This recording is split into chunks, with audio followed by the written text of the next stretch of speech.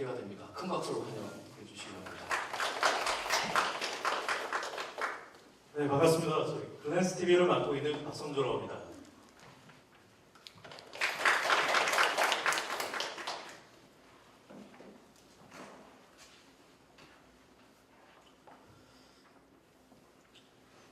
제가 발표할 이번 세션의 주제는 최근 산업에서 이슈가 되는 핫키워드인 옴니채널입니다. 디지털 사이니지와 옴니채널 마케팅 전략이라는 주제로 발표를 하게 되었습니다. 여러분도 아시다시피 최근에 이제 대형몰이나 로드샵 매장 내부 혹은 외부에 디지털 사이니지가 설치된 사례가 부쩍 늘었습니다. 개인 매장은 물론이고 유통사나 브랜드 쪽에 설치 관련된 문의 역시도 늘었습니다. 네, 문의를 주시면서 대부분 하시는 말씀이 대부분이래요. 디지털 사이니지를 도입하면 과연 매장의 매출이 늘어나나요? 디지털 사이니지를 도입하면 우리 매장에 어떤 효과가 있나요? 우린 콘텐츠가 쓸 게 없는데 콘텐츠도 제작해 주시나요? 가맹점 등이 월 설치 비용을 월 유지 비용이나 운영 비용 등을 부담하기 힘든데 비용을 낮출 수 있는 방법이 없나요? 등등입니다. 그래서 오늘 이 발표를 통해서 디지털 사이니지를 매장에 설치하려는 고객의 니즈를 어떻게 봐야 하는지, 이를 효과적으로 연계하여 고객을 설득하는 방법은 어떤 건지에 대하여 글랜스가 현재 풀어나가고 있는 방법에 대해서 말씀드리고자 합니다. 파이낸셜 타임즈 기자이며 실리콘밸리의 유명한 저널리스트인 톰 포렌스키는 이런 말을 했습니다. 요즘 홍보대 행사들이 가장 많이 쓰는 말입니다. 모든 기업들은 미디어 기업이다. 최근에 홍보대 행사들이 이제 브랜드 저널리즘이라는 단어가 나오면서 예전 그 맥도날드 CEO였던 레리 라이트가 말씀하셨던 것처럼 리테일과 브랜드 저널리즘이라는 키워드는 리테일 산업에 좋은 이제 키워드가 됐고요. 오늘 컨퍼런스 테마인 리테일과 커뮤니케이션 하라의 주제와도 일맥상통하다고 볼 수가 있습니다. 오늘 제가 발표를 하면서 다른 건 다 잊어도 이 말 한마디만 기억하고 하시면 좋을 것 같습니다. 모든 기업은 미디어 기업이다. 저희가 지금 이제 패션 뷰티 라이프스타일 브랜드들과 옴니처럼 관련된 전략을 협의를 할 때 가장 인사이트가 많이 되는 단어이고요. 이걸 기반으로 저희가 디지털 사이니지 관련된 사업을 전개를 하고 있습니다. 먼저 글랜스를 간단히 소개하겠습니다. 글랜스는 현재 디지털 사이니지 사업을 하지만 그 하드웨어를 전면으로 내세우지는 않습니다. 옴니채널이라는 키워드로 저희는 이제 브랜딩 전략, 마케팅 솔루션, 미디어 구축, 콘텐츠 제작, 콘텐츠 마케팅이라는 키워드로 패션 뷰티 라이프스타일 브랜드와 F&B 브랜드를 저희가 영업을 하고 있습니다. 특히 패션 뷰티 네이버 등에서는 현재 그 글랜스를 매거진과 같은 프레스로 인지를 하고 있고요. 직접 브랜드를 저희가 취재하고 콘텐츠를 만들어서 온라인과 오프라인으로 최대한 잘 배급하고 있기 때문에 저희가 패션하고 뷰티 쪽은 저희가 아웃바운드 영업을 하는 방식이 아니라 인바운드 요청이 들어오는 방식이 저희 쪽은 이제 지배적으로 전개를 하고 있습니다. 먼저 이제 글랜스 한번 만들어진 그 글랜스에서 제작한 콘텐츠를 한번 감상하시겠습니다. 분야가 좀 다양해서 한번 전체를 보시면 좋을 것 같습니다.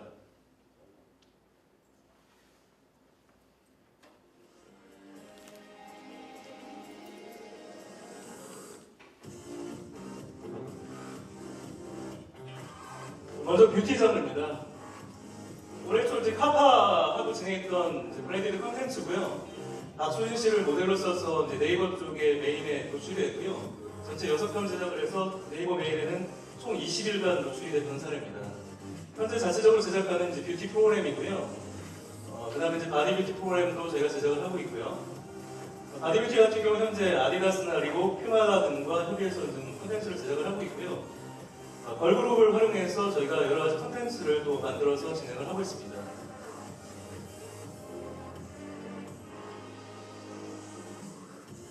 그리고 직접적으로 이제 브랜드에서 원하는 브랜드 콘텐츠를 다양한 이제 소비자들과 같이 해서 영상 제작을 하고 있고요. 패션 장르입니다.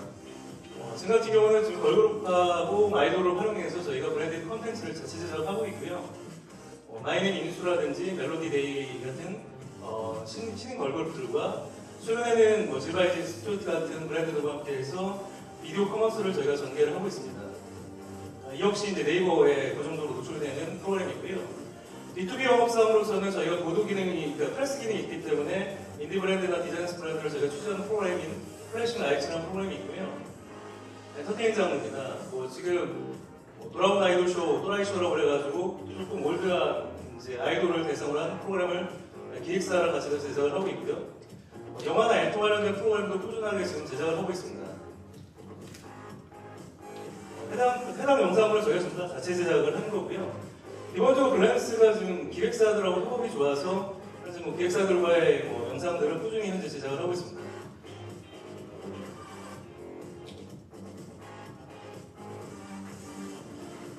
라이프 스타일 장르고요. 현재 뭐 행아웃이라고 지금 아웃도어 프로그램을 제작하고 있고 캠핑이나 뭐 스케이트보드, 레서, 스키 등이 진행되고 있고요. 해당 영상을 레드불하고 콜라보레이션해서 많이 제작을 하고 있고요. 그런 부분은 네이버 20픽이라는 장르에 다음 주 목요일부터 이제 고정 연재하는 걸로 저희가 이제 결정돼서 진행되는 프로그램이고요. 여행 콘텐츠는 저희가 이제 글로벌 여행사들과 좀 제한이 돼 있어서 말레이시아 관광청 같은 경우는 저희가 2년 정도 관광계약이 지금 달성된 상황이고요. 코롱 쪽에서 진행했던 에피그램 매장에 대한 팝업스토어 뭐 저희가 취재도 받고 시몬드 백이라고 해서 핸드백 뮤지엄도 저희가 취재를 하는 이런 취재성 프로그램을 진행을 합니다. 거기에 이제 브랜드 쪽에서 진행하는 여러 가지 뭐 셀럽이나 팝업 촬영하는 영상도 배주를 받아서 제작을 합니다. 지금까지 본 거는 저희가 이제 올해 상반기에 제작된 영상들이고요. 발표할 자료들이 많은데 좀 빠르게 진행하겠습니다. 오늘 발표할 주제의 단락은 크게 세 단락입니다. 첫 번째는 리테일 환경 변화와 옴니채널 트렌드 확산이라는 주제고요. 두 번째는 옴니채널 환경화의 이제 브랜드 커뮤니케이션이라는 주제고요. 세 번째는 글랜스 미러의 소개와 진행 사례 등을 말씀드리겠습니다. 간단히 이제 최근의 환경을 짚고 가겠습니다. 그러니까 아까 연사분들께서도 이제 하드웨어나 솔루션 중심으로 말씀하셨지만 저희가 오늘의 주제가 리테일과 커뮤니케이션화의 주제이기 때문에 리테일이 현재 이제 디지털 사이즈를 바라보는 시각에서 알 필요가 있을 것 같습니다. 리테일 산업은 이제 공급자, 소비자가 모두 다 변했습니다. 이제 공급자 같은 경우는 아시다시피 온라인이나 스마트폰의 보급으로 인해서 판매 채널이 많아지고 소비자도 똑똑해지면서 이제 그 가격 비교를 하면서 공유를 많이 하고 있습니다. 기술을 효과적으로 활용하여 고객에게 보다 이제 만족스러운 소비를 할 수 있게끔 리테일을 열심히 공유를 하고 또 그게 이제 매출에 직접적으로 이제 도움이 되는 이슈다 보니 기술을 갖고 이제 고민을 하기 시작했습니다. 그러니까 소비자 자체도 이게 많이 현명해졌습니다. 왜냐하면 정보가 많아졌기 때문에 이러한 형태의 뭐 디지털 네이티브인 밀레니얼 세대들이 소비의 주축으로 오면서 보다 이제 그 현명한 소비를 하게 된 게 있고요. 그다음에 이제 그러다 보니까 쇼루밍이라든지 모루밍 같은 멀티플레이 크로스 쇼프라는 이제 이름들이 이제 등장을 하게 됩니다. 기본적으로 기존에 있던 베이비 부머 세대와 다르게 밀레니얼 세대 같은 경우는 모바일을 많이 쓰기 때문에 앞선 연사분들께서 말씀하셨던 SNS를 활용한 브랜드 커뮤니케이션에 보다 적극적으로 참여를 하고 있고요. 이런 부분으로 인해서 소위 말해서 그 장소와 정보 취득의 한계를 넘어섰기 때문에 종일 구매자라는 용어가 나오게 됐고 보통 또 스마트 쇼퍼라는 용어가 나오게 됐습니다. 이러다 보니까 이 가격이라는 비교 때문에 그 가격이라는 측면 때문에 온라인과 오프라인 자체는 격차가 존재할 수밖에 없습니다. 오프라인 기본적으로 장소 임대료라든지 인건비나 시설비가 발생을 하기 때문에 온라인에 비해서 가격적인 부분에서 경쟁력을 이제 높일 수가 없는 상황입니다.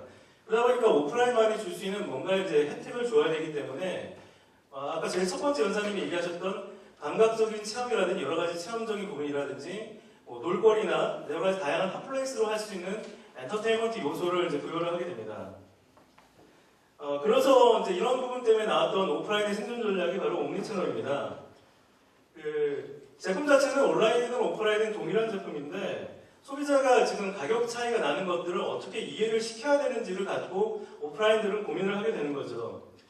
사실 백화점이 이제 물건이 비싼 이유가 신상이 있기 때문도 있지만 저희 학교 같은 경우는 일단 백화점 같은 경우는 환불이 잘 됩니다. 교환이나 환불이 잘 되고 AS가 잘 되는 상황 때문에 백화점을 선호를 하게 되고요.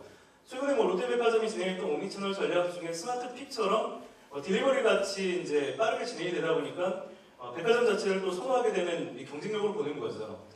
대부분의 옴니채널 전략을 했을 때 대기업의 유통 쪽에서는 그 물류 중심으로 보게 됩니다. 아시다시피 IBM에서 나오고 있는 OMS나 쿠팡에서 나오고 있는 그 그 배송 서비스라든지 아마존의 대시 같은 서비스 같은 경우는 고객의 이제 제품에 대한 구매 니즈가 있을 때 최대한 빨리 물건을 판매하는 입장이기 때문에 그 배송이나 이제 구매에 대한 걸로 보는 건데요.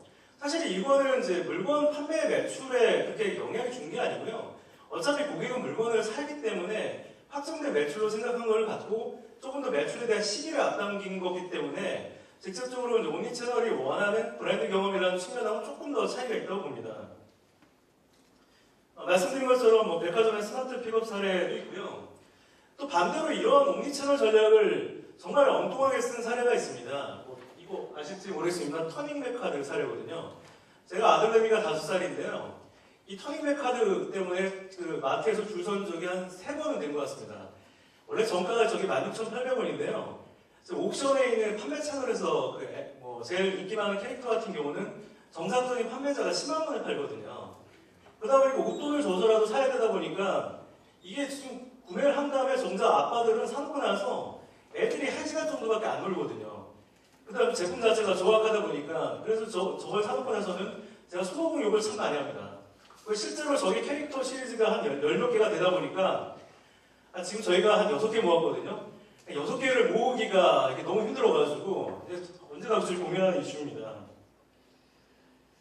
옴니채널이라는 키워드가 저희 그 디지털 사이니지라든지 이런 ICT 산업에 발전된 ICT 산업과 연관되는 부분들은 전체적으로 지금 유통산업이 SI 사업이나 ICT 사업 쪽하고 직접적인 교류가 없었는데 디지털 사이니지나 비콘 같은 또는 CRM 같은 형태의 새로운 기술들이 매장에 유입하게 되면서 서로 간의 산업적 융합과 시너지가 나고 있다는 말씀인 거죠.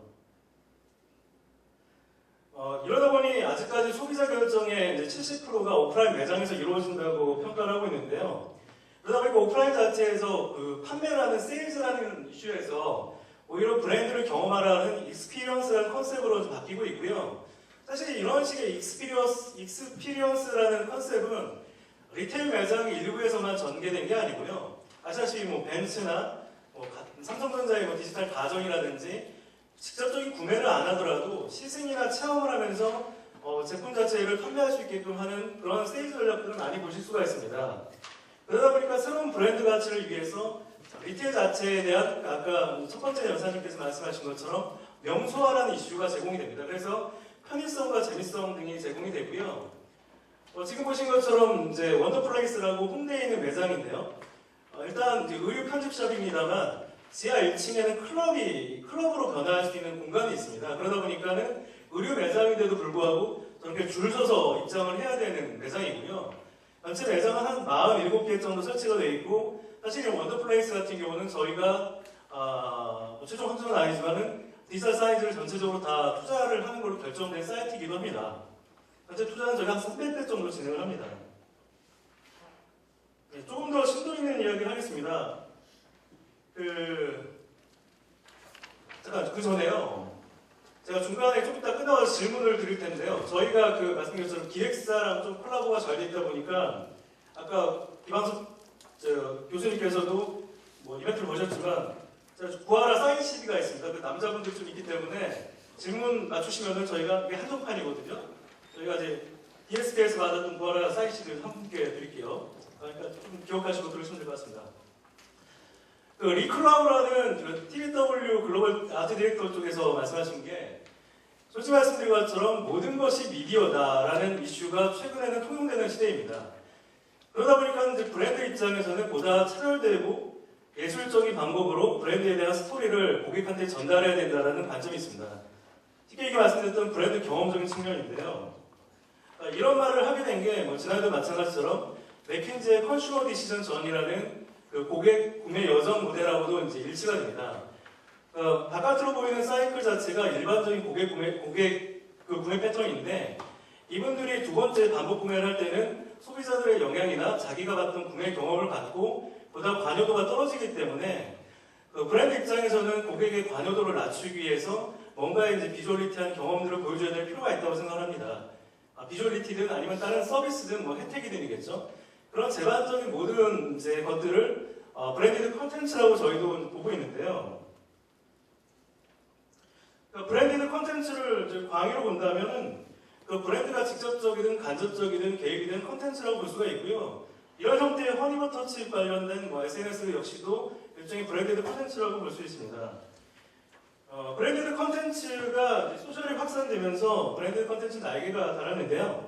방금 전에 얘기하셨던 사운드래프 쪽에서 SNS나 인스타그램을 브랜드에서 사용한 비율들이 높았던 것처럼 이런 브랜드 컨텐츠 역시는 SNS 통해서 이제 상당히 많이 공유가 됩니다.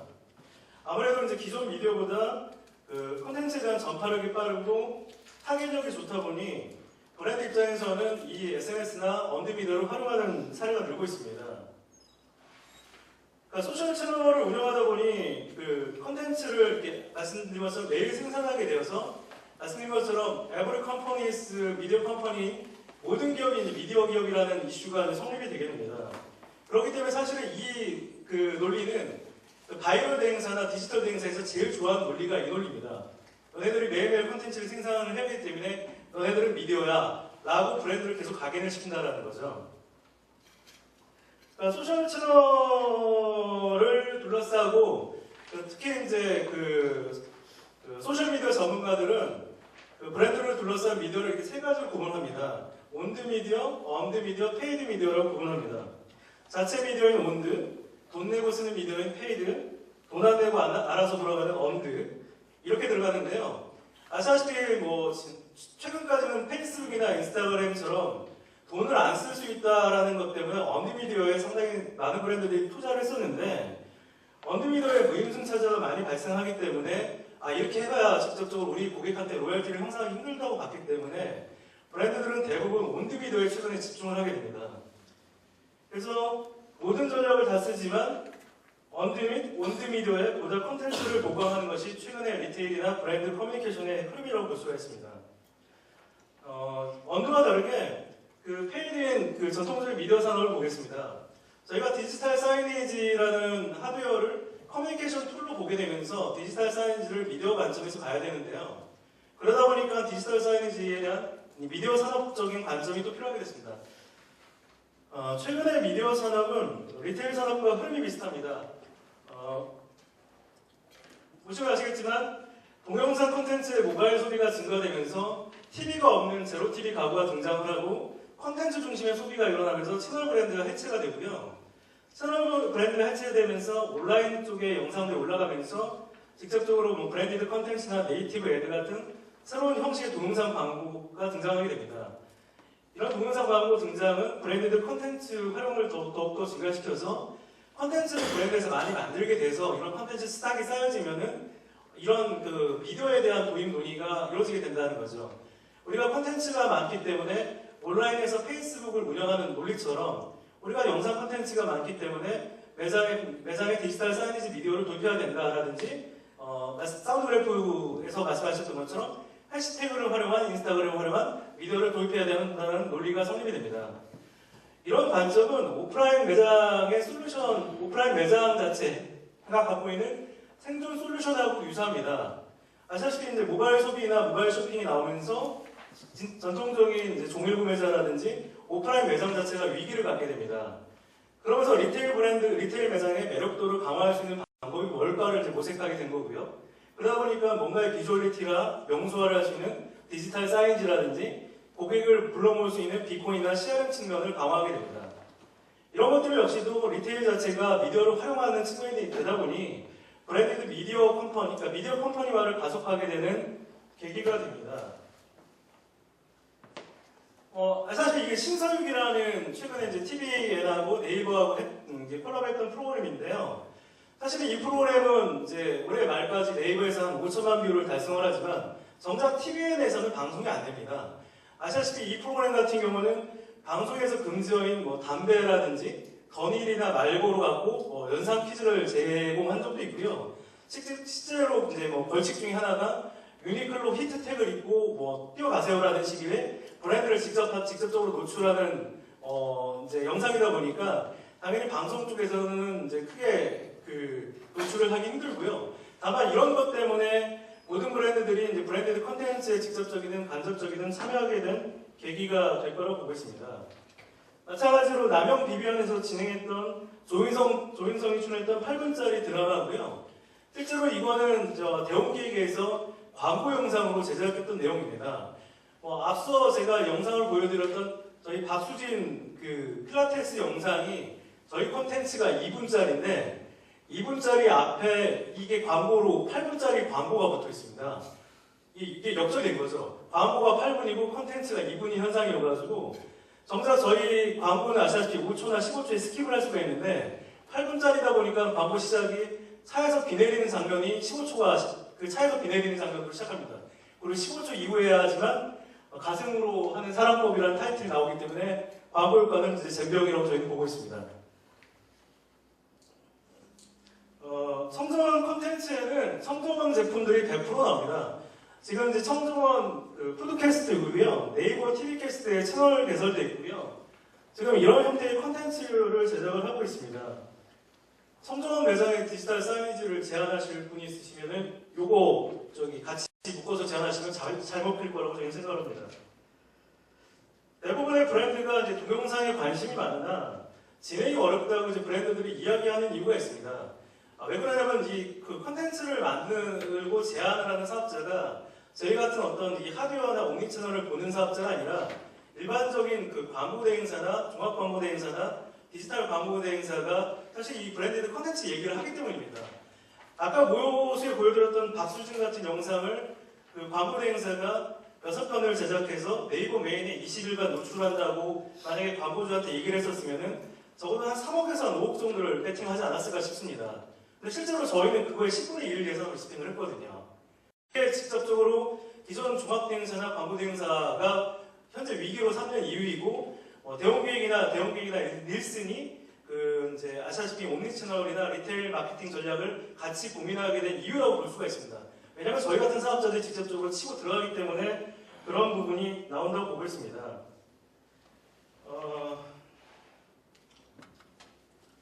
그래서 이제 컨텐츠에 돈을 쓴 만큼 컨텐츠를 보다 효과적으로 활용하는 게 중요하게 되어 있습니다. 아시다시피 이제 컨텐츠를 온라인용으로 만들든 오프라인으로 용어로 만들든 사실 그건 제일 중요한 건 아닙니다. 아까 말씀드린 청정원 푸드캐스트처럼 온라인에서 만들더라도 이 컨텐츠에 대한 광고라든지 이런 거를 적절하게 블러 처리를 해서 IPTV라든지 스마트 TV의 컨텐츠 라이브러리 형태로 들어가면 될 것 같고요. 최근에 IPTV 사업자인 SKBTV에서는 비스타일이라는 VOD 커머스를 시작을 했기 때문에 IPTV에 돈만 내면 들어갈 수 있는 시장이 됐고요. 또는 반대로 이렇게 생산된 컨텐츠를 매장으로 유입을 하거나 제휴된 타업종 매장에 들어간 컨텐츠로 갈 수가 있습니다. 저희가 만들었던 박수진에 있는 필라테스 컨텐츠 역시도 네이버라든지 온라인 포털에 공급이 되어 있고요. IPTV에 공급이 되어 있고 저희 매장, 그 브랜드 자체의 매장, 그 다음에 카페라든지 헤어살롱 등 다양하게 릴리즈하기 때문에 브랜드 입장에서는 컨텐츠 하나만 좀 신경 써서 만들면은 그것도 저비용이죠. 저비용 고율로 한번 신경 써서 만들면은 저희 같은 옴니채널 마케팅 사업자가 큰 비용 없이 릴리즈를 해주기 때문에 기존 종대사나 디지털 광고 대행사보다 훨씬 더 효과적이라고 보고 있습니다. 이 상표는 이제 저희 글랜스가 갖고 있는 기본적인 전략법인데요. 첫 번째는 저희는 이제 브랜드 쪽하고 옴니채널에 대한 전략적인 부분을 첫 번째 합의를 합니다. 그리고 그 합의를 통해서 저희가 어떤 정도의 브랜디드 컨텐츠를 만들어 릴리즈를 해서 효과를 보게 되고요. 그 효과를 본 만큼을 재반복할 수 있는 컨텐츠 마케팅 플랜을 수립을 하고요. 그 컨텐츠에 대한 흐름을 매장으로 유입할 수 있는 디지털 사이니지를 제안을 하게 됩니다. 그 디지털 사이니지가 설치가 되면 다시 또 컨텐츠를 만들 수밖에 없거든요. 그러다 보니까 이렇게 이제 한 사이클이 도는 형태의 선순환 구조가 이루어지고 있습니다. 저희가 정리하는 디지털 사이니지 역시 사운드그래프가 보는 사이니지랑 같습니다. 디지털 리테일 미디어라고 해서 옴니 채널의 가장 중요한 오프라인 온드 미디어 또는 리테일 미디어라고 저희는 사이니지를 정의하고 있습니다. 구체적인 사례를 좀 보여드리겠습니다.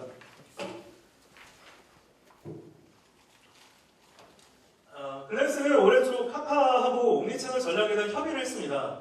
저희가 이제 카파 측하고 이제 옴니채널 전략에 대한 협의를 했을 때 여기 계신 민복기 회장님의 갖고 계신 고민이 이거였습니다.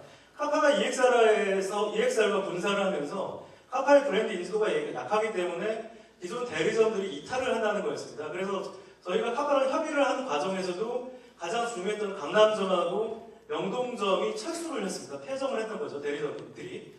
그러면서 저희 입장에서는 빠르게 사업을 좀 진행하자고 해서 그 브랜드 쪽에서 요구했던 건 하나였습니다. 대리점 철수를 방지를 하기 위해서 뭐라도 해야 되는데 매장에 디스플레이를 도입하면 대리점 철수를 방어할 수 있겠느냐라는 게 저희 측의 미션이었고요. 저희가 그 미션에 대한 전략을 그 컨텐츠와 사이즈를 같이 제안을 하게 된 거죠. 그러면서 카파가 원래 모델 계약이 돼 있던 박수진 씨가 카파랑 2년 계약이 돼 있었는데 딱 광고부자 그 CF 촬영할 수 있는 그 제작 이슈가 딱 한 번 있었습니다. 그래서 저희는 그 브랜드 마케팅 담당자 설득을 해서 박수진 씨에 대한 화보 촬영을 영상 콘텐츠 6편으로 이제 촬영을 바꿨고요. 그 제작된 영상은 저희가 기존 광고 행사에서 진행했던 예산 대비 약 30% 수준으로 저희가 진행을 했고요. 영상을 제작하고 난 다음에 전략적으로 저희가 네이버 쪽에 이미 예정된 바와 같이 전략적으로 네이버를 통해서 먼저 릴리즈를 했습니다. 그래서 보시는 것 같이 저희가 6편이 제작이 됐는데 네이버 패션 뷰티판이나 동영상판, 연예판, 뉴스판에 고루고루해서 20일간 노출이 됐고요. 저희가 한 편 런칭하고 첫날 만에 네이버에서 조회수가 20만 정도 나왔고요. 고정 구독자가 5천 정도가 생겼기 때문에 이전 광고 행사보다 효과적이라고 보고 있고요. 저희가 이 전략이 글랜스만의 독특한 전략으로 네이버 쪽하고 협의를 하는 건 뭐냐면 광고 영상이라는 게 아시다시피 광고 모델과 계약이 끝나면은 영상을 쓰지를 못합니다. 근데 보시면 아시겠지만 이게 네이버에서 지금 검색을 직접 해보시면 아시겠지만 박수진을 검색을 하면요. 저희가 박수진의 필모가 저희께 올라가 있습니다. 원래는 기존에 박수진이 출연했던 프로그램이 테이스트 로드가 유일했었는데 저희 제작한 영상이 박수진의 필모로 올라가 있기 때문에 저는 카파가 광고 계약 끝나도 저는 계속 이제 올라가 있는 상태인 거죠. 그러다 보니까 이 전략이 저희 쪽에서는 가장 강력하다고 보고 있습니다. 그리고 저희는 카파랑 현재 이런 브랜디드 컨텐츠를 시즌별로 한 편씩 한 시즌씩 계속 제작을 하는 걸로 결정이 돼서 박수진은 저희가 8편 정도 더 제작을 했고 지금 후속 제작한 영상 역시도 매주 토요일과 일요일 네이버 메인에 올라가고 있습니다. 그렇게 한 다음에 이렇게 올라갔던 영상들이 리테일 가맹점들의 호응이 좋아서 저희가 이렇게 다시 자연스럽게 매장에 사이즈를 도입할 수 있는 명분을 삼게 되고요. 사실 이런 전략 때문에 카파 입장에서는 대리점 품평회에서 그 대리점들이 정말 그 카파를 살릴 의지가 있다고 본사를 인정해서 원래 저희가 당초 한 50개 정도를 사이즈 설치하려고 했었는데 카파에서 200개로 지금 늘어나서 저희가 2016년 말까지 200개를 설치하는 걸로 결정이 됐고요. 그러면서 카파 쪽하고는 지속적인 리테일 마케팅을 같이 연동을 하게 됩니다. 그래서 사운드 비콘이라든지 비콘이나 CRM, 포스 등 다양한 솔루션을 같이 하고 있고요. 그리고 저희 제작팀은 올해 이제 카파 쪽하고 스위스를 갑니다. 카파가 이제 그 국가대표 스키팀을 후원을 하는데 스키팀이 스위스에 전지훈련을 하는데 저희는 카파에서 전지훈련을 했던 그 스키팀을 촬영을 하려는 이슈가 있기 때문에 전액 다 비용을 받고 저희가 이제 그 스위스를 가게 되는 이슈가 있습니다. 자, 글랜스를 다시 소개하면 저희 글랜스를 옴니채널 미디어라고 감히 말씀드릴 수 있는 이유가 네이버를 비롯한 온라인 릴리즈 채널과 오프라인 자체 릴리즈 채널을 갖고 있는 나름 최초의 옴니채널 미디어라고 저희는 부르고 있고요. 저희가 이제 월 30편에 달하는 콘텐츠를 자체 제작 혹은 협찬해서 제작하고 있는데 지금 네이버나 다음 카카오 쪽에 콘텐츠 수요가 좀 많은 편이어가지고 저희 콘텐츠 개수는 내년 상반기까지 월 100에서 150편 정도로 늘어날 것 같습니다. 그래서 콘텐츠 유형도 현재까지 있는 브랜드 콘텐츠 외에 자체 미디어형, 플랫폼형, 브랜드형, 커머스형, 하우트 형태로 콘텐츠도 다변화되는 상황이고요. 이런 콘텐츠는 저희가 자체적으로 투자를 제휴해서 운영하고 있는 오프라인 매장 한 1,000개 매장을 통해서 자연스럽게 릴리즈가 되고 있습니다. 온라인에서는 저희가 월 평균 한 200만 정도 네이버에서 달성을 하고 있는데 네이버에서만 저희가 한 12개 채널을 운영을 하고 있습니다. 장표에서 보는 것 같이 이제 그 브랜드 로열티를 형성하기 위해서 브랜드 컨텐츠를 저희가 먼저 제작을 해서 일단 현재 브랜드를 갖고 있는 페이스북이라든지 매장을 활용해서 먼저 브랜드 컨텐츠를 검증을 시키고요. 그 검증된 컨텐츠를 갖고 저희가 디지털 사이니지를 매장에 도입하는 형태의 전략을 잡고 있습니다. 아시다시피 저희도 이렇게 SI 사업을 합니다. 근데 저희는 이제 하드웨어나 SI가 중심이 아니기 때문에 언제든지 좋은 솔루션들이나 기술들은 저희 쪽에 제안을 주시면 저희가 하드웨어나 솔루션 파트너는 저희 쪽하고 같이 가실 수가 있습니다. 저희가 TV 브랜드가 저희 쪽은 중요한 게 아니기 때문에 그래서 사운드래프 정 대표님도 이제 그런 얘기를 하셨던 것도 그런 측면이고요. 빨리 정리하겠습니다. 저희가 이제 마지막으로 정리하면은 저희는 이제 뭐 콘텐츠 사업과 미디어 사업을 진행을 하고 있고요. 그다음에 뭐 주요 수용 모델을 정리하면은 저희는 기존의 사이드 사업 외에도 다양한 뭐 MCN 및 콘텐츠 프로덕션, 콘텐츠 공급자 사업이라든지 뭐 이런 뭐 부가적인 사업들을 하고 있습니다. 저희가 지금을 보는 이유는 아까 말씀드린 것처럼 미디어 산업도 바뀌고 리테일 산업도 바뀌기 때문에 가장 경쟁력 있는 저희가 뭐 온오프라인을 저희가 기존의 방송사보다 보다 효과적으로 전개를 하고 있기 때문에 리테일하고 브랜드 쪽에 효과적인 이제 그 파트너로 갖고 있고요. 저희가 이렇게 효과적인 파트너로 인지가 되는 이유는 첫 번째는 저희가 영업 방법이 좀 틀립니다. 저희는 콘텐츠를 제작하는 인력들이 그 일반 콘텐츠 기획자가 아니라 뭐 엘르라든지 셀러브리티에 있었던 원래 기자들이 저희 회사에 와서 현재 콘텐츠를 제작하고 있기 때문에 기존의 브랜드나 리테일에 대한 네트워크를 갖고 있는 사람들이기 때문에 저희가 브랜드를 섭외가 쉽고요. 그러다 보니까 브랜드 입장에서는 보도자료나 콘텐츠를 저희 쪽에 요청을 하는 이런 현상이 나오고 있습니다. 그러면서 저희가 이제 콘텐츠나 미디어로 브랜드한테 어떤 효과를 보여준 다음에는 자연스럽게 시스템이나 어떤 그 사이즈 얘기를 얘기할 수가 있게 되는 거죠. 정리를 하면은 미디어가 프론트 다운을 해서 영업을 개척을 하고 시스템이나 콘텐츠가 백다운으로 들어가는 구조를 하고 있기 때문에 그 브랜드 쪽에서는 사이즈 도입에 대한 거부감이 없습니다. 글랜스가 보는 시장이 아까 그 교수님께서도 말씀하셨지만 디지털 사이즈 산업을 보게 되면 2.2조 정도 됩니다. 그러나 방송 콘텐츠 산업이 15.7조고 디지털 광고 산업이 13.5로 보거든요. 한 14조 정도로 보거든요. 저희가 보는 시장은 이 정도 시장이고요. 저희 만든 콘텐츠가 방송으로 들어가든 광고 산업으로 들어가든 하드웨어 산업으로 들어가든 전체적인 산업을 저희는 보고 있습니다. 그렇기 때문에 저희가 이제 옴니채널 시장이자 오토 시장을 저희 쪽으로 보고 있고요. 저희가 협의하고 있는 뭐 네이버나 카카오 쪽도 같은 관점에서 보고 있으며 저희는 전체 시장 규모는 한 300조 정도인 오토 시장을 보고 있습니다. 아시다시피 오토 쪽을 보는 시장은 최근 이슈다 보니까 그런 내용들이 많겠죠. 네, 결론입니다. 죄송합니다. 그러니까 저희가 브랜드 컨텐츠를 먼저 잘 만들어서 그다음에 브랜드한테 검증하는 과정이 필요합니다. TV를 저희가 이제 매장에 제안을 하게 되면 TV를 달면 제일 먼저 걱정을 하면 이거 뭐 틀어야 되나. 그게 제일 먼저 걱정인 거죠. 저희는 반대입니다. 일단 틀거리 먼저 있으면 TV를 사지 말라고도 사거든요. 오히려 지금 저희가 요구하는 거는 최근에 있는 원더플레이스 같은 경우는 이번에 언프리티 랩스타일 컨텐츠로 후원을 해서 치타하고 제시 영상을 많이 만들었거든요. 화장품 제품도 출시했단 말입니다. 컨텐츠가 많은 거죠. 그러다 보니까 저희가 매장에 제안했을 때가 너무 쉬운 겁니다. 왜냐면 컨텐츠가 있기 때문에. 그러다 보니까 저는 처음에는 예산 대비해서 450칸델라나 350칸델라를 제안했는데 지금 패션 뷰티 매장인데 700칸델라에서 1500칸델라를 얘기를 합니다. 물론 그 자체를 갖고 전체 다 한꺼번에 구매 비용을 못 내겠지만은 월정 비용으로 투자비를 다 회수할 수가 있기 때문에 디지털 사인 사업 자체에 대한 투자비는 회수가 되고요. 글랜스는 그렇게 합류하게 되면 뭘 하냐면요. 컨텐츠 제작을 저희가 그 정도로 맡게 됩니다. 그리고 또 릴리즈에 대한 비용도 받게 되는 거기 때문에 사실 디지털 사인 산업 자체를 조금 더 넓게 거시적으로 봐야 될 필요가 있다고 생각합니다. 이상 발표를 마치겠습니다.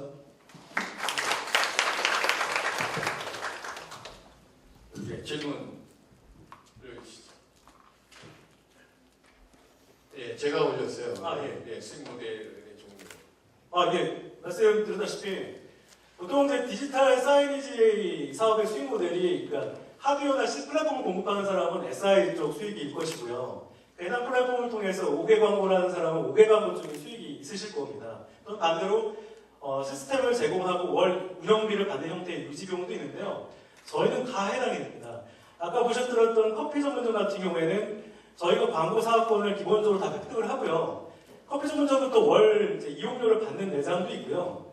반대로 커피 전문점이나 해당 브랜드로부터 콘텐츠가 제작할 때 다 돈을 저희는 다 받습니다. 기본적으로.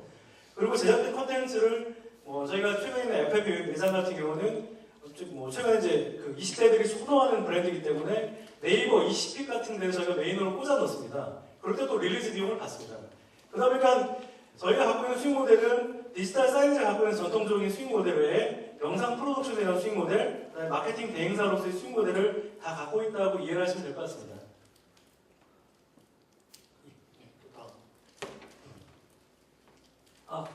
예, 이거 좋은 사례입니다. 온라인 혹은 모바일을 통해 릴리즈된 브랜디드 컨텐츠에 대한 인프레션이 측정되고 있나요? 이게 참 좋은 게요. 저희가 인프레션 측정을 그렇게 많이 고민하지 않았습니다. 저희가 이제 콘텐츠를 잘 만들고 사실 오프라인 쪽만 집중을 하고 있는데 인프레션 측정에 대해서는 네이버에서 잘 제공을 해주고 있습니다. 저희가 그 다음 주에 네이버 그 콘텐츠 지정 대행사로 선정이 되어 있는데요. 콘텐츠 지정 대행사라는 건 뭐냐면요. 저희가 최근에 만나고 있는 뭐 A라는 브랜드가 있는데 자기가 돈을 들여서 열심히 콘텐츠 찍었다. 저희 쪽에 돈을 주시면 저희가 네이버 메인에 보장해서 노출드립니다. 그게 콘텐츠 지정 대행사의 역할이고요. 이런 부분에 대한 피드백 자료는 각각의 온라인 쪽이나 모바일 플랫폼을 저희가 외부 다 데이터를 받습니다. 그렇기 때문에 이런 영업을 저희만 하는 게 아니라 각 그 네이버나 카카오나 최근에 저희는 캐시슬라이드나 빙글 같은 저희 파트너사들이 영업을 다 같이 해주고 있기 때문에 그런 데이터를 저희가 전체 썸을 해서 브랜드들한테 제공하는 구조를 갖고 있습니다.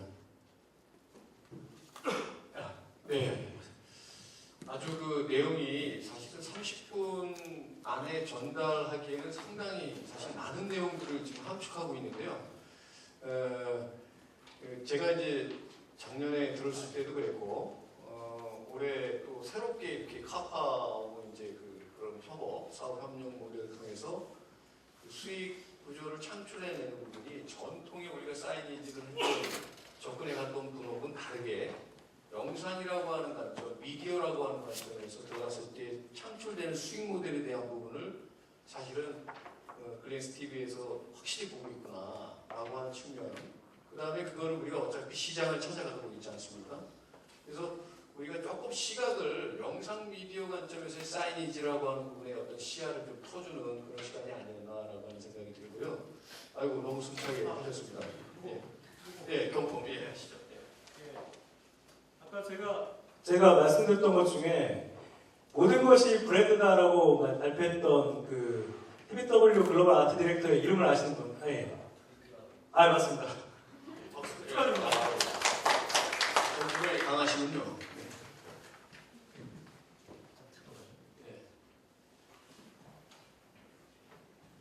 혹시 아실까봐 하나 더 준비했습니다. 깜짝 선물입니다.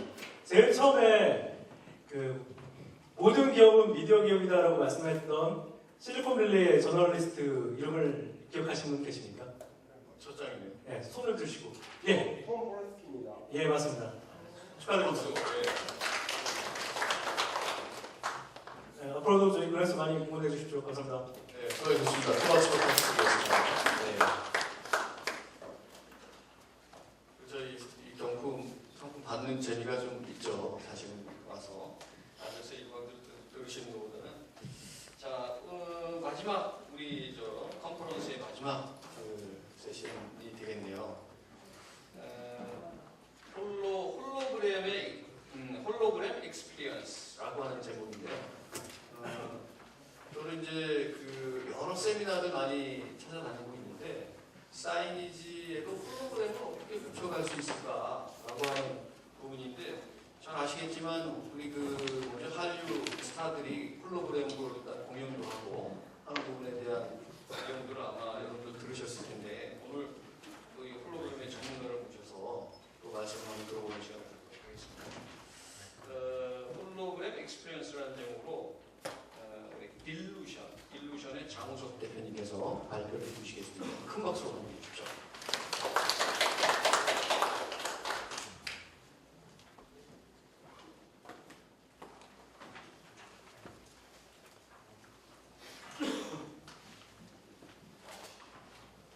네, 안녕하십니까. 주식회사 딜루션의 장우석 대표라고 합니다. 반갑습니다. 제가 홀로그램을 이야기하는데 홀로그램으로 등장했으면 더 좋겠지만 최근에 경기가 너무 어려워서 제가 홀로그램까지 준비를 하지 못했습니다. 네. 아마도 제가 오늘 홀로그램 관련된 부분을 여러분들께 좀 이야기를 할 수 있게 된 어떤 그 기회를 갖는 부분은 우리나라에서 홀로그램 이제 사업이 시작이 되고 그 시작과 현재를 아무래도 계속 같이 하고 있기 때문이 아닐까라는 생각을 하고 있고요. 그래서 이런 홀로그램 사업과 관련해서 잘 아시겠지만 다양한 비즈니스들이 진행이 되고 있습니다. 구체적으로는 엔터테인먼트와의 협업도 있고요. 그래서 관련된 그런 내용들을 한번 보시는데 크게 오늘 세 가지를 준비를 했습니다. 첫 번째는 나왔으니까 회사 소개를 간단하게 드려야 되겠죠. 그래서 회사 소개를 좀 드리고, 그리고 이제 홀로그램에 대한 설명을 쭉 한번 드립니다. 그리고 여러분들이 잘 모르시는 이제 앞으로 홀로그램 비즈니스가 어떻게 될지에 대한 그런 부분들 조금 보여드려서 세 가지 큰 포인트를 기억을 하시면 좋을 것 같습니다. 먼저 간단하게 영상을 준비를 했습니다. 네, 한번 보시죠.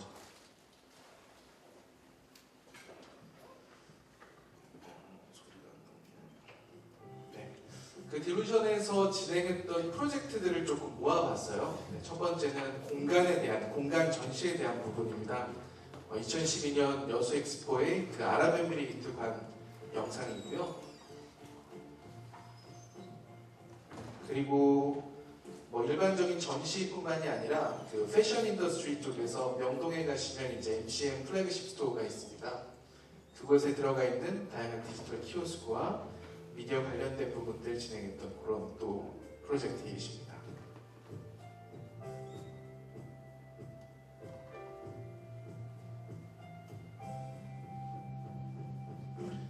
그리고 전자쇼 하면은 이파도 있고 CES 쇼도 있잖아요. 그래서 그 중에 이제 CES 쇼 때 진행했던 LG 이파쇼의 그 디지털 인터랙티브 사이니지 키오스크 쪽입니다. 네.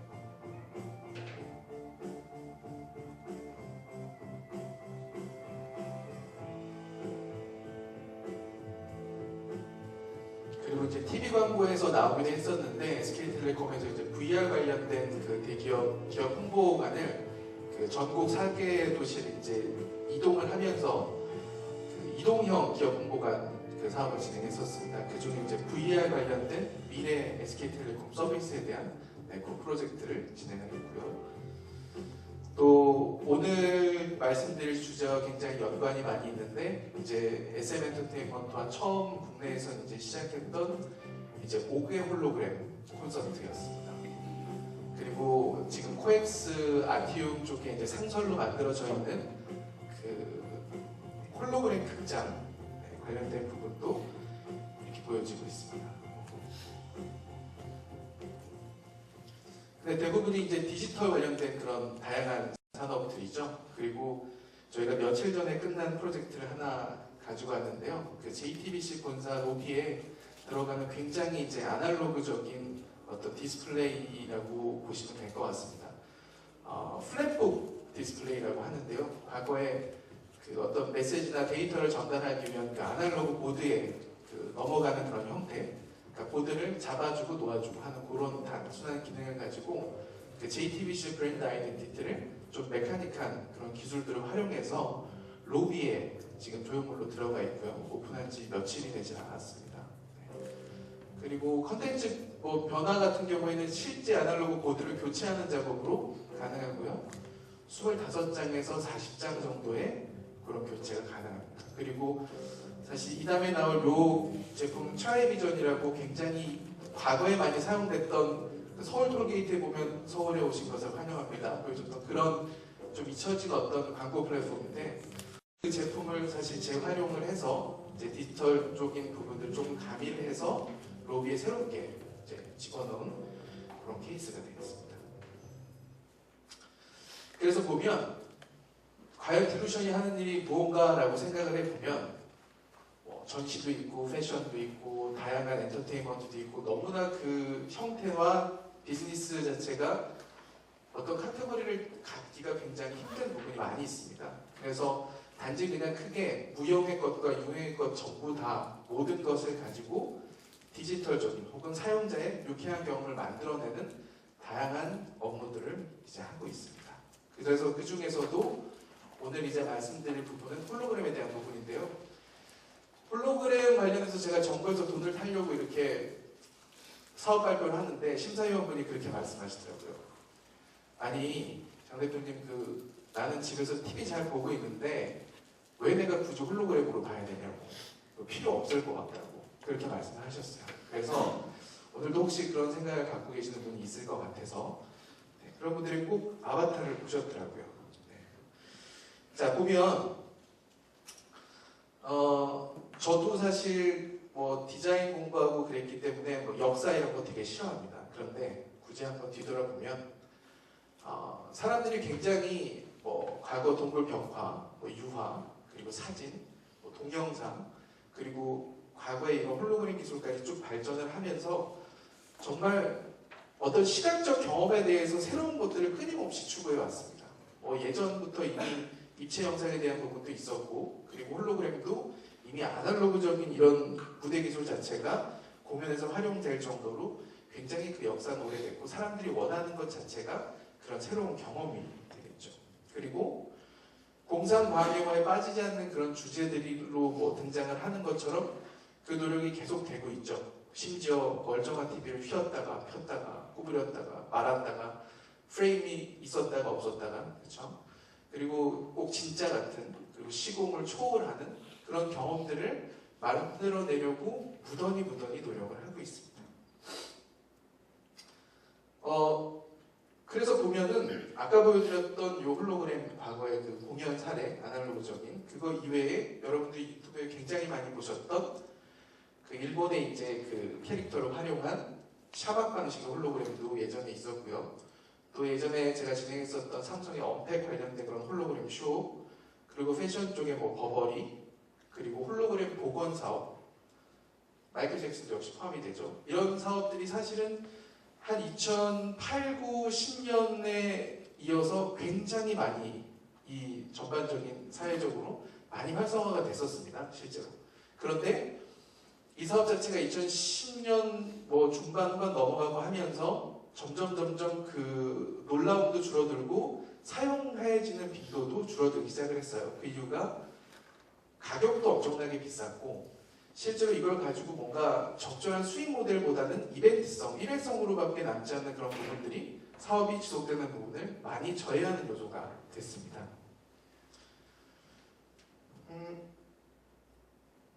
그래서 보면은 과거에 있었던 그런 홀로그램 쇼들을 조금 보시면은 뭐 유튜브에서 이제 너무 많이 보셔갖고 저도 이제 지겹습니다, 이 영상. 자, 저 홀로그램이랑 실시간 제스처 센서가 화려한 그런 런칭 쇼였죠.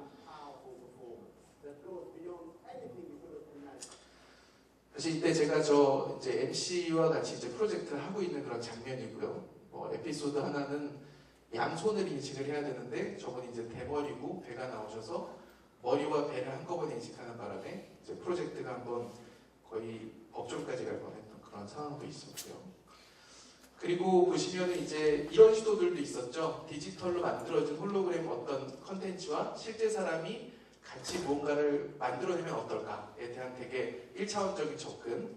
그래서 이제 콥이라는 그 새로운 스마트폰이 이제 언팩쇼를 할 때 이런 미디어 퍼포먼스랑 같이 디지털 콘텐츠와 아날로그 퍼포머의 그런 콜라보레이션이 실제로 진행이 또 됐었습니다.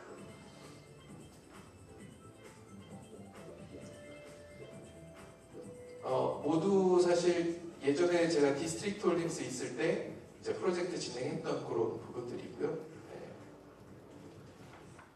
그리고 뭐 한국적인 디지로그 사물놀이 이어령 선생님과 김덕수 선생님 같이 했었던, 거의 이 이후에는 이제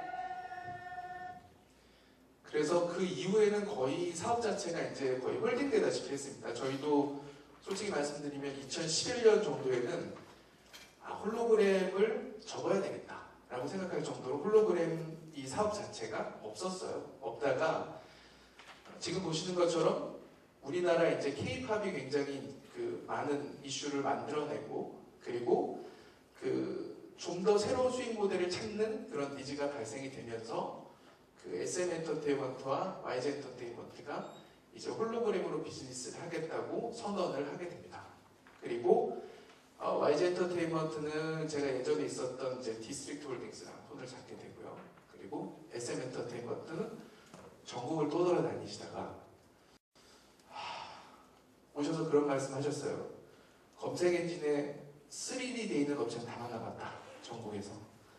그리고 저희랑 같이 이제 사업을 시작을 하게 됩니다.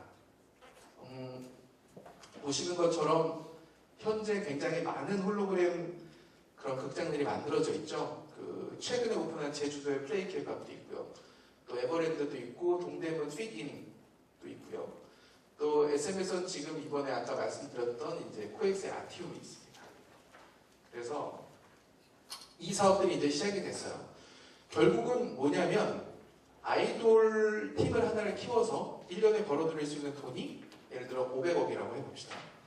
그러면 그 500억을 가지고 1년에 벌어들일 수 있는 돈이 거의 이제 정해져 있는데 있기에 따라서 정말 가만히 앉아서 더 돈을 벌 수 있는 새로운 수익 모델이 사실은 필요했어요. 예를 들면 홀로그램을 찍어놓은 소녀시대가 해외를 외장하드로 이동하시면서 돈을 벌고 있는 동안 한국에서 예능도 출연하고 CF도 찍는 그런 놀라운 어떤 수익 모델 그런 것들이 실제로 가능하게 됐던 거죠. 이제 그 시작을 SM 엔터테인먼트랑은 강남역에서 그 겨울에 이제 시작을 하게 됩니다. 그 이유는 그래 네가 홀로그램을 그러니까 딜루션의 홀로그램을 한다고 하는데 정말 잘할 수 있어? 이제 이런 의구심이 있으셨어요. 왜냐하면 저희가 2011년도에 새로 오픈을 했는데 사이즈가 굉장히 크진 않았습니다. 초기에는. 그래서 오케이 그럼 강남역에서 그 돈을 받고 하는 공연이 아니라 실제로 이제 그 SNS로 홍보를 하고 자유롭게 사람들이 방문하는 형태의 그런 소녀시대 홀로그램 공연을 진행을 했습니다. 그래서 그 영상을 잠깐 뉴스 클립을 좀 가지고 왔어요.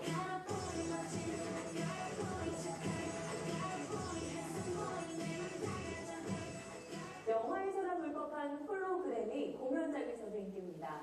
특히 한류 스타들은 홀로그램 공연을 통해 전 세계 수많은 팬들을 동시에 만나고 있습니다. 정명윤 기자입니다. 보통 프로젝터가 한 영하로 이제 떨어지기 시작을 하면 영하 한 5도 정도 떨어지고 만약 프로젝터를 딱 켜시면은 프로젝터 램프가 팍 하고 터집니다. 그래서 그것 때문에 이제 사계절을 야외에서 뭔가 이제 인솔레이션 되어 있는 프로젝터 같은 경우는 냉난방 장치가 같이 들어오게 되거든요. 근데 그게 터지는 이유는 갑자기 찬바람이 유입되면서 램프가 터지는 그런 현상이 있어요. 이날 영하 17도였습니다. 그리고 홀로그램 그 이제 스크린이 있는데 그 스크린이 그 제조사에 의하면 영하 10도 이하로 떨어졌을 때는 프로젝트는 불가능하다였어요. 그런데 이미 프레스 릴리즈 다 해놨고 사람들 다 기다리고 있고 그 전날 새벽에 정말 이것을 할 수 있을까라는 그런 상황이 됐던 거죠. 왜 그러냐면 야외에서 홀로그램 공연을 하는 게 그 T-모바일의 머라이어 캐리 이후로는 사실 실제로 공식적으로 없었습니다. 국내에서 이제 이걸 하기로 했으니 저희는 이제 보여줘야 됐던 거죠. 저희가 못하면 아무도 못하는 상황이었기 때문에. 그래서 그날 거의 막 공기 역학과 그 살아있는 어떤 지식들을 다 동원을 해서 이제 영하 17도 상에서 홀로그램 공연이 무사히 마치게 됐죠. 예를 들면 에어커튼이라는 에어커튼을 다 동원을 한다든지 그 안에 보이지 않게 히팅 시스템을 돌린다든지 해서 공기를 막아주는 그런 상태로 이제 프로젝트를 진행을 하게 됩니다. 그래서 어떻게 보면은 이제 국내에서는 첫 야외 홀로그램을 하게 되고 이 프로젝트가 그 SM과의 어떤 관계의 시작이 되는 그런 계기를 마련을 하게 됐어요. 그리고 뭐 YG와의 어떤 그런 것도 있겠지만 일본에서 이제 최초로 홀로그램 공연을 해야 된다라고 이제 그런 목표를 가지고 일본에 있는 유니버셜 스튜디오가 있습니다. 그 중에 스튜디오 한 관을 다 이제 대여를 해서 3개월 동안 실제로 이때는 한 홀로그램 콘텐츠가 조금 더 많아졌어요. 그래서 소녀시대의 팀만이 아니라 뭐 다양한 뭐 엑소라든지 아니면은 동방신기라든지 이런 여러 팀을 데리고 실제로 유니버셜 스튜디오에서 공연을 했고 그러니까 추가 비용을 받고 공연을 진행했습니다. 근데 3개월 만에 다 수익을 뽑아냈죠. 실제로 이때부터 해외 어떤 콘서트가 뭐 전세기나 호텔 예약이나 코디 뭐 의상 뭐 매니저 필요 없이 그냥 외장하드만 들고 가는 그런 상황이 발생하기 시작했어요. 물론 저희는 이제 미리 가서 이 홀로그램 세팅 같은 것들을 다 만들어 놓고 하는 그런 이제 일을 진행을 했죠. 이제 유니버셜 스튜디오에서 진행을 하기 때문에 관련되어 있는 그런 캐릭터들과의 어떤 이제 퍼포먼스 같은 것도 이렇게 연출을 했습니다.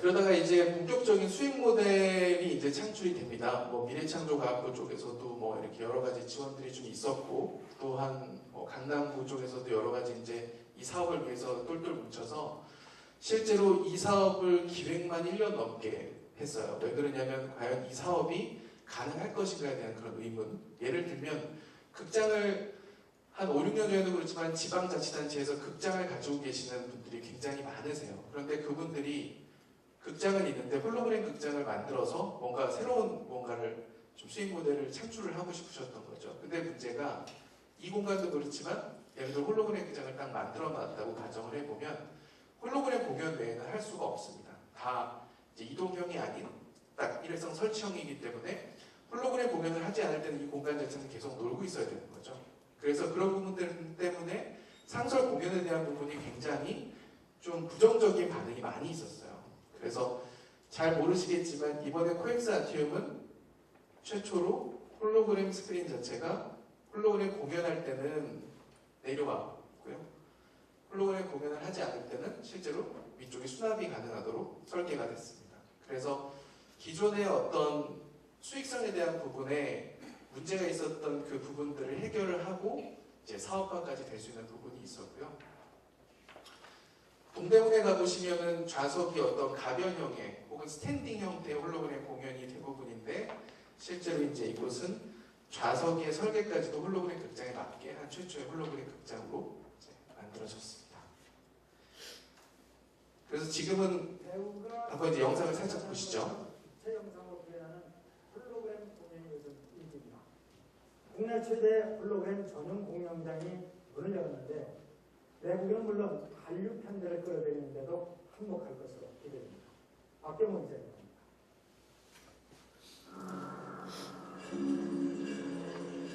기다렸던 관객들 앞에 드디어 무대가 열립니다. 드디어 소녀시대 태연이 등장하자 관객들은 호기심에 빠져듭니다. 동작 하나하나며 그림자까지 실제와 비슷하지만 3D 홀로그램으로 재현된 입체 영상입니다. 객석을 270도로 누른 초대형 화면에 흡수가까지 더해져 환상적인 무대를 만들어냅니다. 국내 첫 홀로그램 공연장인 동대문의 K라이브에 이어서 서울 코엑스의 2호가 들어섰습니다. 네. 조금 변화를 주기 위해서 이제 홀로그램 뮤지컬이라는 새로운 장르를 시도를 해봤는데 물론 보신 분들도 아시겠지만 뭐 보완될 부분들도 분명히 있고 뭐 스토리나 이런 부분들이 더 재밌어지면 좋겠다는 그런 말씀들도 많이 있긴 하지만 실제로 이 사업 모델이 이제 나오면서 어떻게 보면 전체 극장과 컨텐츠 패키지 자체가 해외로 수출이 되는 그런 커뮤니케이션이 지금 굉장히 활발하게 되고 있어요. 예를 들면 우리나라만 엔터테인먼트 회사가 있는 게 아니잖아요. 그렇죠? 그리고 모든 그런 엔터테인먼트 회사에서는 앉아서 돈 벌고 싶은 그런 수익 모델은 분명히 필요합니다. 그리고 이 극장을 도입해서 컨텐츠를 만들었을 때 이것을 다른 나라들로 딜리버리 할 수 있는 어떤 시간적, 물리적 그 비용에 비해서 효과를 이렇게 따져보면 굉장히 효과적이라고 판단할 수 있는 분들이 국가도 많이 있습니다. 중국은 참 쉽지 않지만 그 외에 다른 국가들은 굉장히 성과가 많이 있습니다. 그래서 최근에 이제 그런 출장도 많이 있고 또 해외 클라이언트와의 미팅도 많이 있는데 굉장히 규모가 큰데 이분들이 어떤 식으로 접근할지 몰라 하다가 커뮤니케이션 하다 보니까 이제 비즈니스 모델로 적합하다고 판단을 많이 하시고요. 물론 그런 회사들도 있습니다. 국내에 이제 저희가 막말로 뭐 도그나 카우나 다 홀로그램 한다고 이제 그런 식의 컨텐츠에 대한 전체적인 질을 낮추는 그런 분들이 문제가 되긴 하지만 그래도 굉장히 분위기가 수출을 해서 어떤 새로운 수익 모델을 만드는 것들이 창출이 되고 있다는 점. 네. 근데 여기서 여러분들께 이제 말씀드릴 가장 중요한 부분은 아마 이 부분인 것 같아요. 극장을 만들고 보니까 여러분들이 극장을 만들었다고 생각을 해보세요. 극장을 만들었어요. 근데 극장을 만들고 보니까 수익이 생각보다 많이 나지 않아요. 왜 그럴까요? 왜 그러냐면 현재 극장 시스템이랑도 한번 비교해서 생각해 볼 수 있을 것 같아요. 극장이 그런 말 들어보셨죠? 콜라랑 팝콘 팔아서 돈 번다는 이야기. 실제로 이 극장을 운영할 수는 있지만 뭔가 막 수익을 엄청나게 내는 그런 것까지는 사실 초기 투자했던 비용이 많기 때문에 그런 큰 기대를 하는 것만큼의 어떤 만족은 주지를 못했어요. 그래서 사실은 저희 입장에서 홀로그램 극장 사업을 실제 A부터 Z까지 해본 입장에서 이건 뭔가 새로운 솔루션이 있어야 되겠다라고 생각을 했어요. 그래서 지금 말씀드릴 부분이 이제 홀로그램 비즈니스의 다음 스텝입니다. 그리고 되도록이면은 뭐 공유는 안 하셨으면 좋겠어요. 첫 번째 그 스텝은 사실 굉장히 많이 이미 뭐 이전에도 많이 있었고 하는 방식인데 한번 보시면 결국은 홀로그램을 극장에서 보지만 이 경험을 내가 내 손 안에 직접 담아가고 싶은 그 만족을 시켜줘야만 사람들은 추가적으로 비용을 지불하고 굉장한 만족감을 느끼게 됩니다. 그래서 저희가 2011년도에 이미 뭐 이전 홀로그램 사업들을 쭉 하면서 이런 아이패드나 아이폰 그리고 스마트 어떤 디스플레이들을 활용한 결합형 홀로그램 디바이스에 대해서 국내 개념 특허를 다 걸어놓습니다. 사실 실제로 최근에 이렇게 결합형으로 홀로그램 사업하는 회사들이 있어요. 언론에도 노출이 되고. 근데 저희가 그 홀로그램 이 개념 특허랑 지금 국제 특허들을 다 진행이 되어 있기 때문에 사실 어떻게 보면은 그거를 공격을 하려면 공격도 할 수 있습니다. 하지만 전반적으로 이 시장 자체가 융성화되고 더 넓어지는 것에 더 포인트를 두고 있기 때문에 그런 부분은 저희가 이제 공생의 관계로 보고 있고요. 이렇게 이 제품이 2011년도에 나왔고 최근에 학교에 이제 그 교육용 제품으로 납품이 되는 제품이 있습니다. 약간 조잡하다고 느껴질 수 있겠지만 본인이 가지고 있는 스마트폰의 그런 스크린 사이즈에 맞춰서 조립을 하는 거예요. 아이들이 초등학교, 중학교 학생들이 실제 홀로그램의 원리를 조립해서 직접 찍어보고 그걸 경험해보면서 본인의 콘텐츠를 만드는 그런 모델이죠. 그래서 이걸 학교에서 뭐 300개씩, 400개씩, 뭐 500개씩 이렇게 구매를 해서 교육을 합니다.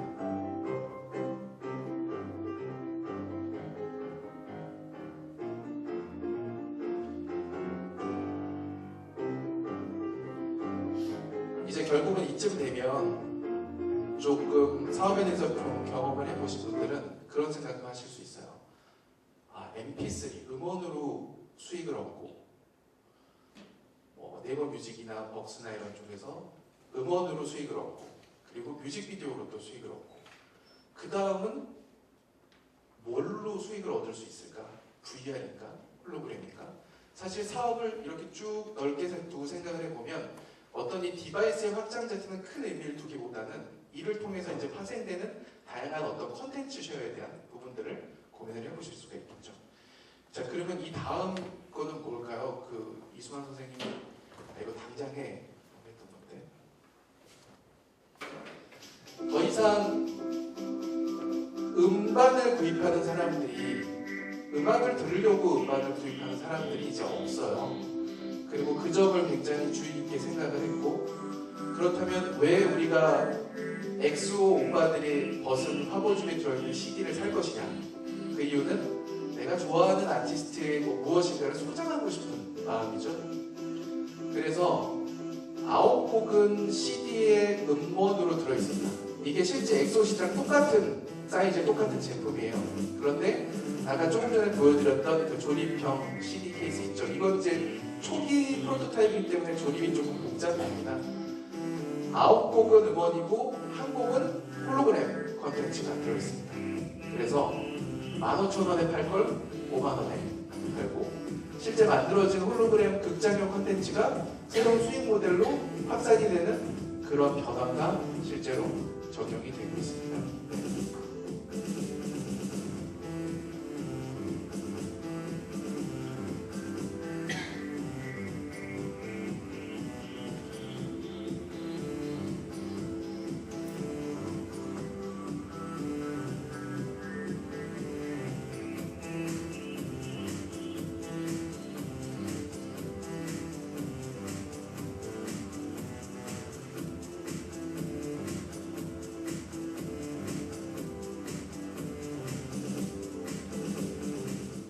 저희가 뮤지컬 안 보시던 분들이 뮤지컬 보러 가면 그 중간에 브레이크 타임 때 막 DVD도 사고 CD도 사고 막 그러세요. 저도 그러거든요. 홀로그램 공연을 보러 가면은 많은 분들이 야 이거 놀랍다. 어떻게 저게 가능하지? 라는 1차적인 경험을 하시게 되고 그것을 내가 갖고 싶다는 요구가 자연스럽게 일어날 수밖에 없습니다. 그렇게 뭔가 이쪽에서 사람들을 모이게 하는 그런 부분들은 홀로그램 기술이나 엔터테인먼트 어떤 컨텐츠들로 이제 만들어내고 그 안에서 이제 사람들을 사로잡고 뭔가 더 갖고자 하는 새로운 의지를 만들어내게 되는 거죠. 요 인쇄물에는 없습니다. 그리고 사람들을 실제로 만족시키는 그런 어떤 새로운 제가 조금 전에 보여드렸던 새로운 상품군, 새로운 카테고리가 만들어지면서 그것을 통한 새로운 만족이라는 것을 만들어내고 또한 SNS나 본인의 어떤 구두로 공유하고 싶어하는 그런 새로운 어떤 수익 모델 그것이 바로 지금 저희가 이제 디루션에서 만들고 있는 홀로그램의 어떤 변화되어가는 과정이라고 보시면 될 것 같습니다. 되게 어떻게 보면 앞서 말씀하셨던 분들의 그런 내용들보다는 좀 집중도가 있는 한 부분이긴 하지만 하나의 좋은 사례가 될 수 있지 않을까 생각을 하고요.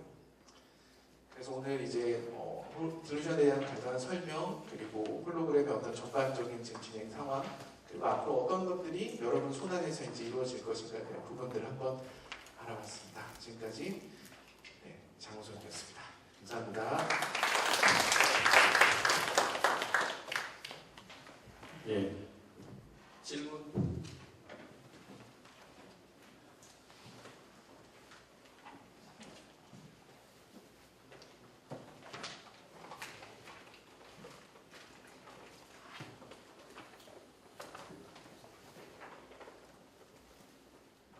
제가 또 했어요. 구축 비용이 사실 콘텐츠가 다 합치면은 지금 동대문에 만들어져 있는 한 1,200평 정도 홀로그램 극장을 만드는데 한 순수 한 50억 정도는 듭니다. 50억 정도 드는데 만약에 어떤 그것은 그 아이돌 노래 한 곡을 제작하는데 공식적인 비용이 2억이에요. 2억 5분짜리 노래 하나를 홀로그램화 하는데 근데 그 이유는 제가 보여드렸던 스크린 그 컨텐츠들을 보시면 홀로그램 영상 하나 FHD 4K 하나만 만들어야 되는 게 아니라 양쪽에 미디어 파사드 디스플레이 4K 그리고 뒤에 리어 스크린 컨텐츠 이렇게 만들어야 되는 컨텐츠들이 굉장히 많습니다. 그래서 5분이지만 저희가 영상 제작하는 단가로 봤을 때는 그렇게 비싸지 않은 이제 홀로그램 컨텐츠 제작 비용이 실제로는 들어요. 근데 대외적인 거기 때문에 조금 줄어들 수는 있지만 그런 노래를 한 5, 6곡 정도 넣는다. 그리고 또 엔터테인먼트에 여러분 로열티도 내셔야 되죠. 로열티는 보통 6개월 5개 광고 단발 정도 비용을 지불을 해야 됩니다. 그리고 이제 장비값 그리고 인테리어 기본적인 부수적인 것들에서 비용이 많이 들어요. 그런데 엔터테인먼트가 만약 아니라고 하면은 아까 보여드렸던 예를 들어서 우리나라 전통 관련된 어떤 컨텐츠라든가 아니면 중국의 경극 같은 것도 중국은 이제 앉아서 뭔가 식사하면서 공연을 관람하는 그런 문화가 사실 굉장히 좀 많이 있는데 고급 문화라고 되죠. 그런 걸 할 때 어떤 그 중국의 어떤 문화를 가지고 온다고 하면은 사실 경극 배우들이 얼마나 돈을 많이 벌겠어요? 많이 벌지 못한다고 저는 생각합니다. 우리나라 연극이 돈을 얼마나 많이 벌까요? 연극인들이. 그분들이 홀로그램 컨텐츠를 예를 들어 만들어서 이거를 디스트리뷰션을 하게 되면 그분들도 사실 새롭게 앉아서 돈을 버는 컨텐츠 사업이 사실 될 수도 있거든요. 그래서 이야기를 하자면 길어지긴 하지만 초기 비용이라 많이 들었습니다. 하지만 줄일 수 있는 부분이 분명히 있다라는 부분 기억해 주시면 좋겠습니다. 네, 저 질문이 또 없습니까? 예. 감사합니다. 예, 아주 좀 이렇게 어디서 이렇게 쉽게 듣기 힘든 부분에 대한 그 홀로그램 체험에 대한 부분에 대한 내용을 우리 딜루션의 장호석 대표님 잘 발표해 주셨습니다. 큰 박수로 한번. 여러분들 어떻게 느끼셨습니까? 오늘 사실은 애초에 시작할 때는 한 60, 70분 정도 계신 것 같은데 지금 남아 계신 분이 한 30분. 사실은 저도 이제 이 내용을 파워포인트로 내용을 쭉 한번 미리 읽어보긴 했는데 사실 끝까지 제가 이제 진행을 하면서 이 내용들을 쭉 듣다 보니까 사실 홀로그램까지 앞에 얼굴 인식부터 또 우리 그죠? 사운드 그래프에서 실질적으로 우리 매장에서 실질적으로 국내나 또 해외까지 우리가 진출을 해서 그런 솔루션들에 대한 부분을 고객의 니즈를 맞춰드리는 부분까지 포함해서 글랜스 TV, 또 영상 미디어, 또 홀로그램의 공연, 퍼포먼스, 또 하나 좀 인상적이었던 부분은 아까 그 휴대폰 갖고 CD집 안에 들어가 있는 부분에 대한 거는 사실은 새로운 수익 모델 중에 아주 눈에 번쩍 띄는 그런 부분이었던 것 같습니다. 왜 이 말씀을 드리냐면 제가 많은 부분의 그 세미나도 제가 직접 하고 그다음에 참여도 해보지만 사실은 가장 중요한 게 기술의 문제가 아니거든요. IoT 기술이 온다고 얘기하고 뭐 ICBM 이렇게 얘기하고 있습니다. 그 ICBM은 개념을 알고 계시죠? 그 I가 뭐죠? ICBM. I가 IoT입니다. IoT. C가 클라우드. B가 그냥 누가 다 하는데요. 빅데이터입니다. M이 모바일. 이렇게 얘기를 하는데 굉장히 기술적인 개념에서 모호해요. 근데 우리가 알고 싶은 건 뭐냐면 실질적으로 비즈니스를 해서 수익 모델을 창출할 수 있는 부분에 대한 얘기를 듣고 싶은 거거든요. 사실은 오늘 여러분들이 끝까지 남아 계신 분들한테 갖고 가시는 그 선물은 뭐냐면 그 사이니지 비즈니스를 다 하고 계세요. 관심도 갖고 계시고.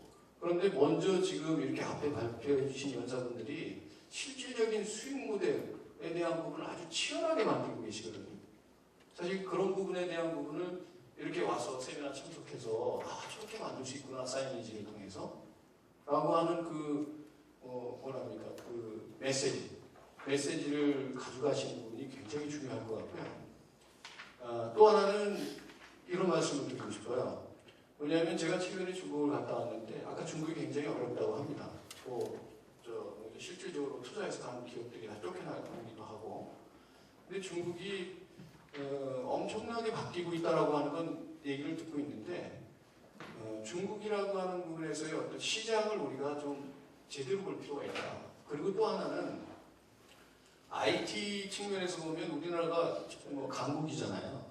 사실 오늘 여러분들께서 보신 부분에 대한 거는 우리 내부 안에 지금 우리 연사분들이 발표해 주셨던 이 내용들에 대한 거는 철저히 얼마나 많은 노력을 했겠어요. 거기에 대한 부분을. 수익 모델을 만들어내기 위해서. 근데 결국은 그 수익 모델을 만들기 위한 플랫폼, 홀로그램에 대한 플랫폼, 영상 미디어를 통해서 사이니지에 대한 부분까지 만들어내는 어떤 수익 모델의 플랫폼, 이런 내용들에 대한 부분은 충분히 글로벌에서 통할 수 있고, 또 중국이라 하더라도 중국이 사실은 그 저가로 많이 쫓아오긴 하는데 중국이 가장 알고 싶어하는 부분이 오늘 여러분들께서 발표에서 들으셨던 내용이 아닌가 저는 생각을 합니다. 그런 측면에서 저도 상당 부분 고민하는 부분이 뭐냐면 사이니지에 대한 부분에 굉장히 이런 하드웨어부터 시작했던 사람이라서 나름은 이 사이니지를 통해서 어떻게 수익 모델이 추가적으로 창출될 수 있을까? 또 우리가 아까 자유표시 구역하는 명소, 랜드마크, 타임스퀘어 이런 부분에 대한 부분인데 결국은 그 공공적인 어떤 부분에 대한 부분도 있지만 사실 가장 중요한 게 사실 수익 모델 창출입니다. 그런 부분에서 작년에 이어서 올해 저는 이제 두 번째 제가 이제 진행을 맡고 있는데 상당 부분 이 시간을 통해서 제가 많이 배우는 것 같아요. 그래서 여러분들 어떻게 느끼셨는지 모르겠는데 저는 오늘 여러분들 그 2시부터 지금 원래 정해진 시간이 5시 30분에 끝내야 되는데 30분에 끝낼 수 있을 것 같습니다. 근데 그래서 이런 부분을 제가 나름대로 소개를 좀 말씀을 드리고 오늘 앞에 다 안 가셨어요. 작년에는 이제 발표하시고 다 가셨는데 먼저 우리 신익규 교수님부터 쭉 계속 계신데 내가 오늘 요 질문을 한번 요분한테 한번 드리고 싶다라고 하는 정도의 질문 계시면 한두 분 정도 질문 받고 그리고 좀 아까 얘기했던 요 경품, 요 책으로 대한 부분에 행사를 마치고 오늘 컨퍼런스를 마치려고 합니다. 플로어에 혹시 한번 요 질문을 해야 되게 하면 좋겠다라고 하는 분 계시면 네, 한두 분 정도. 예, 아마 앞에 다 계시니까요. 여사님들. 안 계신가요? 네, 말씀해 주십시오. 박성렬 대표님 예, 클래스. 예. 콘텐츠 제작비가 그 광고 대행사보다 뭐 3분의 1 그렇게 저렴하다고 얘기했었는데 네. 이유 원인을 알려주세요. 아,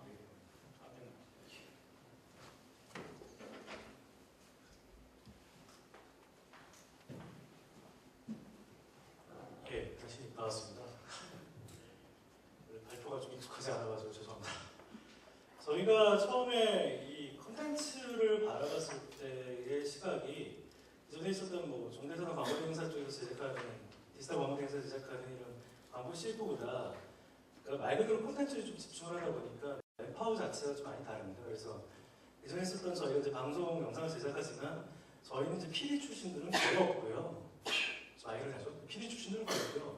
저희는 이제 매거진 에디터 출신들이 기본적으로 이제 뇌파워가 형성되어 있고요.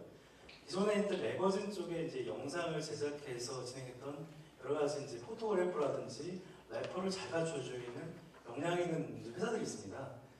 기존에 있던 뭐 보그나 셀러브리티 같은 경우도 패션 필름들을 많이 제작했기 때문에 저희 기존 네트워크들을 활용해서 사실은 어떤 좀 레귤러한 콘텐츠를 제작하는 걸로 해서 기존에 매거진 쪽을 제작했던 인력들을 제가 많이 흡수했기 때문에 경쟁력 있는 단가로 저희는 감히 말씀드릴 수가 있고요. 실제로 경쟁력이 많이 있습니다. 그래서 이제 그런 부분 때문에 사실 저희가 직접적으로 지금 광고 대행사 쪽에 대한 일들보다 제일 많이 일이 이제 저희 쪽에 많이 들어온 파트너사들이 주로 이제 매거진 쪽들이고요.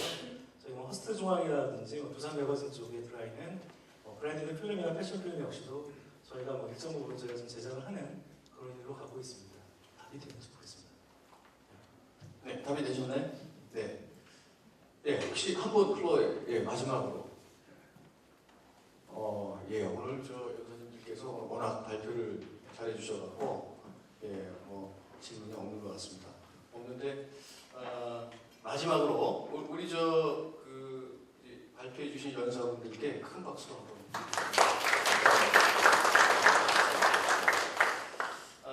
예, 룰레 한번 돌려주실까요?